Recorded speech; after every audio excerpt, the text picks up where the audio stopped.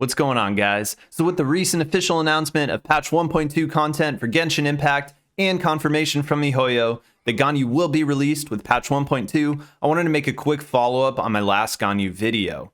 In my opinion, Ganyu looks good, and with the fan service included and her elemental burst, I'm pretty sure Mihoyo knows it.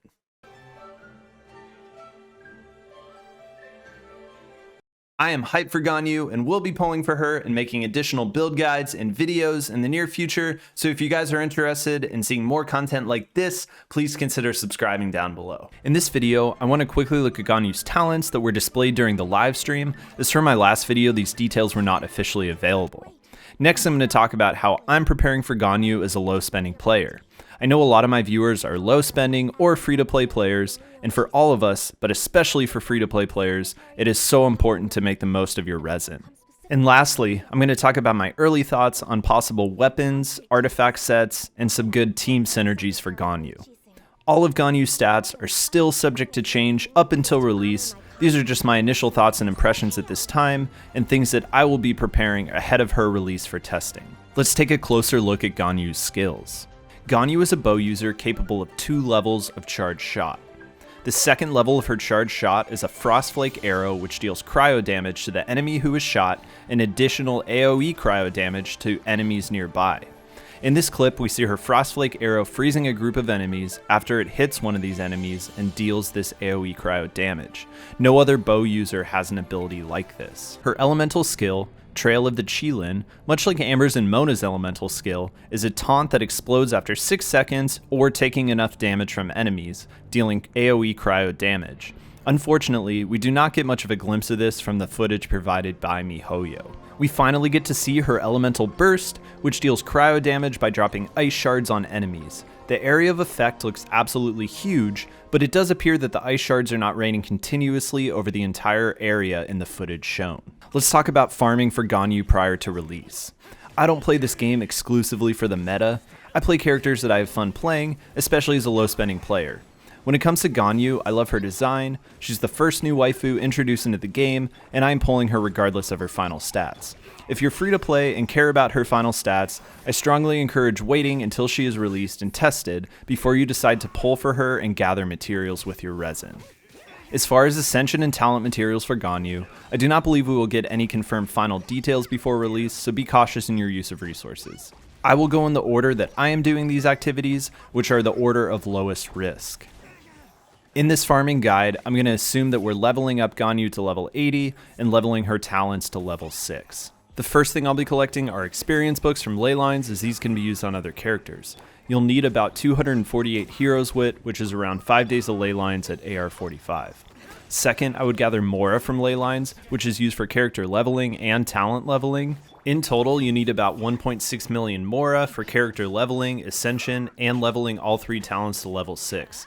This equates to about 3 days worth of ley lines. Third, I would farm bosses for ascension materials. You'll need 1 sliver, 9 fragments, 9 chunks, and 26 elemental stones. This should require around 13 boss runs or about 3 days worth of resin. We know that Ganyu will use boss materials from the Cryo Regisfine, but if you do not pull her for some reason, these could be useless at least for some time. The last thing I would farm are talent books, because there is a chance that these could change for Ganyu before she's released. So for talent books, you're going to need 9 green books and 63 blue books, which is about 2.5 days worth of resin. The materials that don't require resin will need to be farmed over the course of a week or so, as they are limited and will need time to respawn. These materials include the Genshin and nectars for ascension and additional nectars for talents, so plan accordingly. This list does not include any materials for weapons or artifacts, so keep that in mind. So just for the basic materials, I would plan to farm for about 2 weeks if you're playing daily and not leveling any other characters. Now let's talk about weapons and artifacts and my thoughts on what may work well for Ganyu. As Ganyu has not officially released and still can be changed in development, these are just my initial thoughts and are subject to change. We know that Ganyu is a charged shot bow user. According to her stats as of now, most of her damage and utility will be coming from these charged shots. Also, because they do not have any energy costs associated with them, if you are using her as a main DPS or even a support DPS, this is likely how you will primarily use her. In the clips from the livestream, we see her using the Amos bow, which makes sense given the information we have on Ganyu at this time. The passive on the Amos bow increases normal attack and aim shot damage by 12%, as well as increases damage from arrows shot by a further 8% for every 0.1 seconds that the arrow is in flight. This bow will cater to her aim shot playstyle and is likely her best DPS bow for all the whales. As a main DPS, my thoughts on weapons that are best for her playstyle will be the Amos bow for all the whales, the Royal Bow or Viridescent Hunt for low spending players, and the Prototype Crescent for free to play players. The Royal Bow from the Star Glitter shop has a crit rate passive stat, while the Viridescent Hunt has a crit rate secondary stat with an additional AoE damage passive. I will be using the Prototype Crescent and think it is a solid free to play option.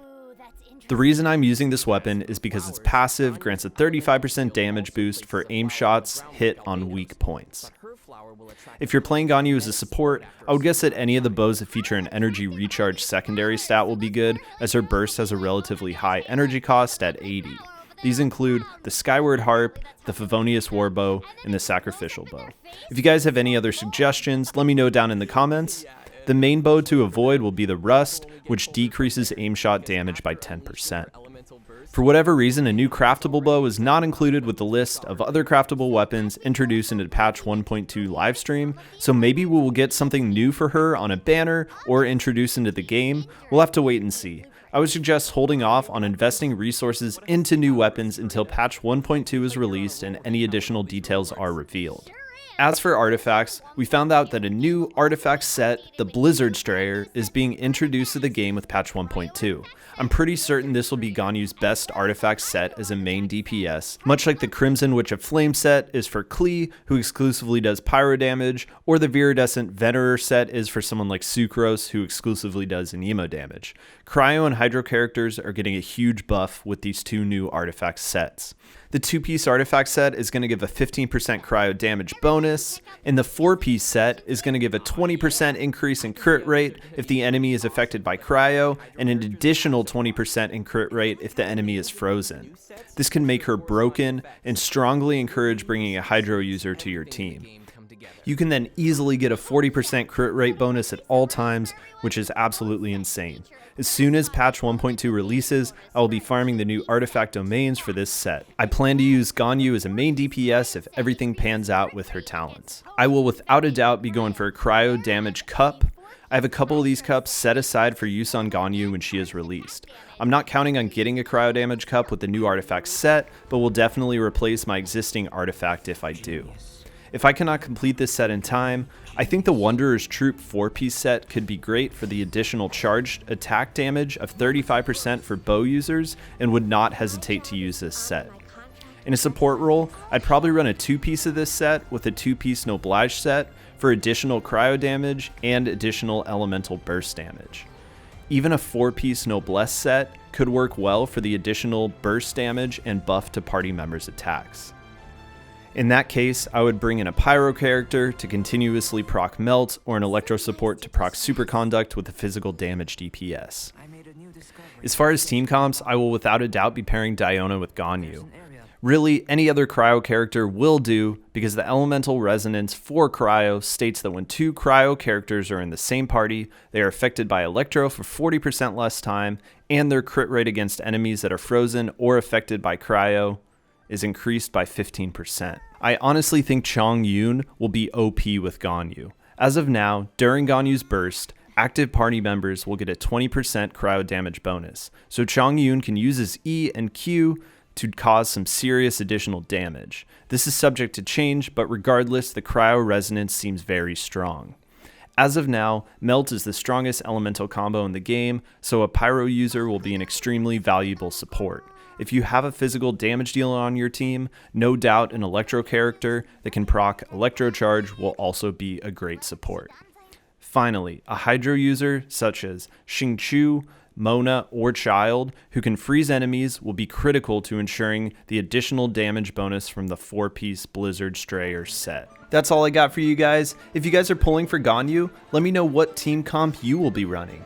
I hope you guys found this video helpful. If you did, please consider subscribing to the channel for more content on Genshin Impact and Ganyu in the future. Peace.